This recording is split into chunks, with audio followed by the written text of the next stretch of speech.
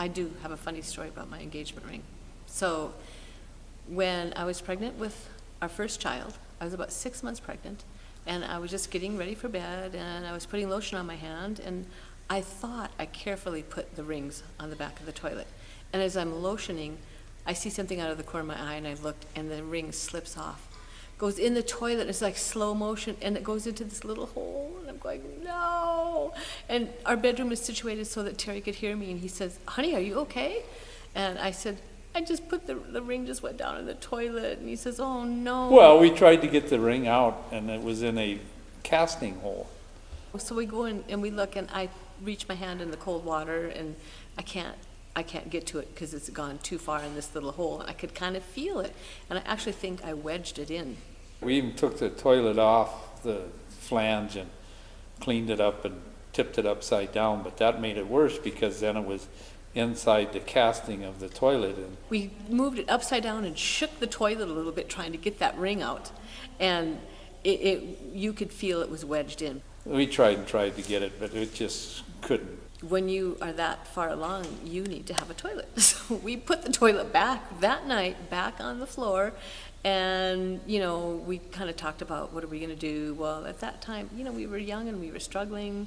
We priced the toilet, and we just didn't have money for a new toilet to replace it, and then then you get busy with life and things go on, and I didn't really think much about ever seeing that ring again.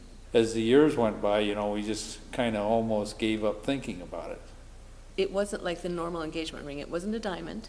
It was a created stone, and it's called a sapphire, a star sapphire.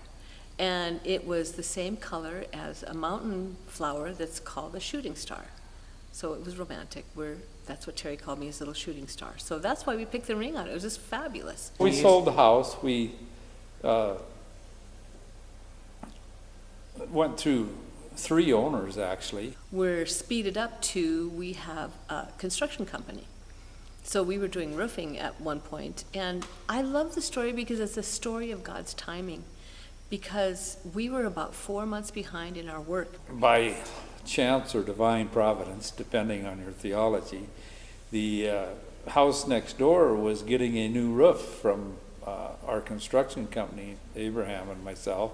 So Terry and Abe were up on the roof, and Terry looks over his shoulder and sees these people who own the house we used to have carrying a toilet out. Now, to me, the 4 months delay, and actually, even the timing, how long does it take 2 men to carry a toilet out of the house, put it in the truck? A few seconds, really. He saw that. He gets down off the roof, goes over there, and asks them what they were doing with the toilet. That's my favorite part of the story. They said, yeah, well, whatever. You want this toilet, I guess you can have it. So I took it home and found a hammer and begin to break it apart. So he calls me up from the shop, and he says, can you come up to the shop? And I said, I'm building the salad. We got company coming. He says, it'll only take a minute. Come right now. So I put on my coat, walked up to the shop, and he has this funny look on his face, and he says, what's this about? And he points in the back of his pickup. She said, well, I don't know. Got really defensive. I had a little piece of broken porcelain. And I was kind of getting nervous because he had this scowl-ish look on his face, and he said, you can't explain that to me. And I said, no. And he says, well, how about this? Can you explain this? And on his little pinky, he had this ring. And of course I recognized it off. It's a unique ring. And I said, it's the ring, the toilet, the ring, the toilet, the ring. Lifted the ring up and said, would you marry me? I said, yes, Papa, I'll marry you again.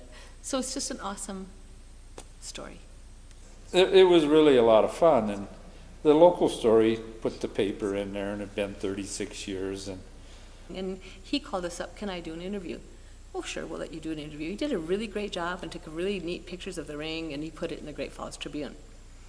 And then from the Great Falls Tribune, Associated Press picked it up, and it went global. It was just amazing to me that people in China and India and Denmark and England and all over the country were calling us about finding that ring. We read blogs from India, from China. It just was a global story. And so it was just so much fun, but to me, there was so much about God's timing and his restoration. It was really a story of his favor. And I remember going by the house and just lamenting the loss of that ring and just asking God about it. And he just, all right, you want to see something? I'll show you something. And he gave us the ring back.